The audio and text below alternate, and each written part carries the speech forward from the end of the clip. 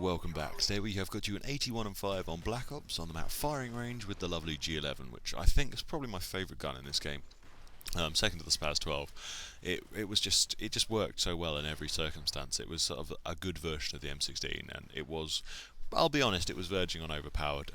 It was insane, and especially with the 48 round clip as well. You just didn't need to run scavenger with it. You could just carry on all day. Didn't need to run dual mags. It was just a brilliant gun, and as I said, probably my favourite gun. The only downside of it was when you spent 50k on it for gold camo, you got this, which was, let's be honest, is black. It's not gold.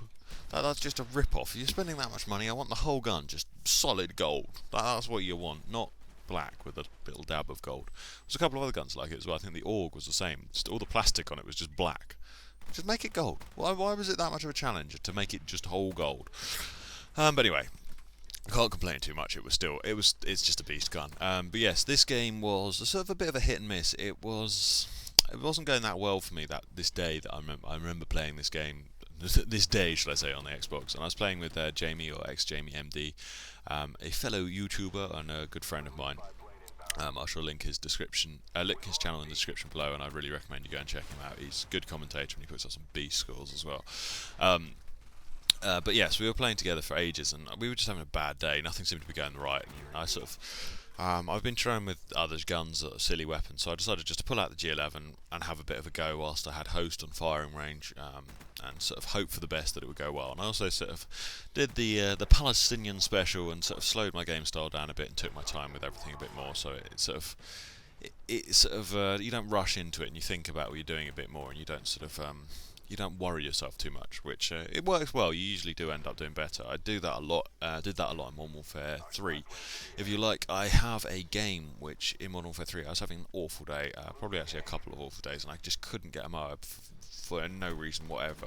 Whatever I was using, I couldn't get it, and I eventually stuck on a ACR with silencer and extended mags, and I sort of took a while, but I got about a 5-minute MOAB with it, and just after then I then got 3 or 4 MOABs in the rest of the day. It's just sort of the initial sort of I can't even think what you call it. The initial sort of mountain to climb to get that first MOAB, and then you get the confidence boost, and you're all good to go. But yeah. So yeah, I might post that up next and sort of give you a little breakdown of what I chose to do and why I chose to do it, just to sort of understand and sort of help people who don't get MOABs all the time. Maybe do a little bit of a tips and a tricks video, because I don't often do those. But anyway, other than that, I am in a brilliant mood at the moment. Last night I actually won a little bit of money on the lottery, not very much, but I was quite happy with it, because that's the second Euro Millions I've entered in a row, and I've won both times on it. And both the times it was under 20 quid, but still 20 quid's better than nothing, and I can't complain. Maybe on Friday I'll get a third time lucky and actually end up winning the jackpot. That'll be quite nice, 120 million or whatever it's going to be on Friday. That would, I'll be honest, that would set me up for life. I can't think what I'd actually manage to do with 120 million. I mean, that's a question for you guys. What would you do if you won 120 million? What would be the first thing you do with 120 million? I don't know, with me, I think there's an Audi garage quite close to me, and I love the Audi R8, so I think I'd have to go down to the Audi garage and buy myself an R8. I'll probably buy my first port of call, and then just go on a massive holiday trip around. Unfortunately, it's a bit late in the year now. I'd love to go on skiing or something, but it's a bit late now, so maybe just sort of travel around America again. I loved America when I went over on my gap year. But yeah, there's a question to you guys. What would the first thing you do if you won 120 million? But yes, anyway, moving on. Today's story. My aunt and uncle have come down this weekend, or this week actually, because my granddad is getting an award at the South of England show for some farming award. I'm not quite sure which it is, which is quite a sort of big thing. But he's not very well at the moment. He's quite old, and he's not very healthy at the moment, and he doesn't really want to go down to the South of England show. So they've come down from Bristol, just above Bristol. They own a hotel up there. They've come down to sort of coax him into going to the South of England show, which he really should go to. He's been a farm manager at a farm quite locally to me, a very large farm even, for many years now, and he's got a long service medal or long service award for being with, I can't remember what it is, long service commitment to farming or something, giving back to farming or something along those lines. But yes, so they've come along to coax him out, and last night we went out for a meal down in a sort of, not a local pub, but a local restauranty kind of thing to us, and it was going alright. It was a lovely meal, lovely, brilliantly cooked food, up until the desserts, which the desserts were not great. They were they were pre-made obviously, and then they were cooked in the oven, cooked in a microwave oven, and they were overcooked, and subsequently a bit rubbery, which was a shame. But other than that, the meal was brilliant. Couldn't had any qualms with it, other than the portions were a bit small, and I like my food in large portions, as I'm a large person. But yeah, the bit that was priceless was when the desserts came out.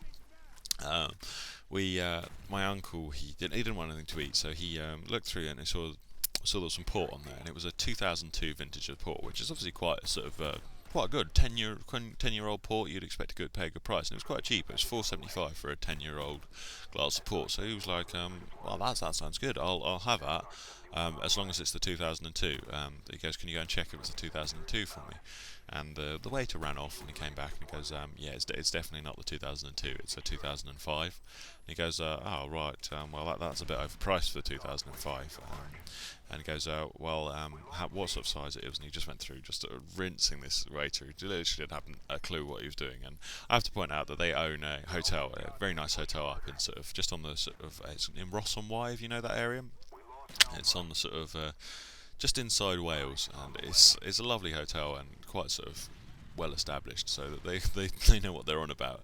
And he just laid into this guy, sort of asking him all these questions, and the guy's face was just like utter bewilderment, and we were just sitting there just cracking up at him going off on this guy. And the thing that makes it best is Bill's got a very posh accent. He's brought up from a very well-off family, and he's very sort of very sort of well-spoken, and is priceless. And he just laid into him. Eventually got the waiter to go, "Okay, he goes, I'll pay £3 for it. Will you do me a deal for that?" And the waiter goes, "Yeah, okay, I'll do that as a deal." And the bill came out at the end, and they charged us £4.75, and he just went off and got everyone in the restaurant's name, who was working, everyone. And he's gonna get his secretary to write a message of complaint, which is priceless. It was absolutely hilarious. But anyway, guys, thank you very much for listening to me. I hope you enjoyed this story. But if you could leave me a comment telling me what you'd do with 120 million, it would be much appreciated. And I shall see you in the next video. Goodbye for now. Bye.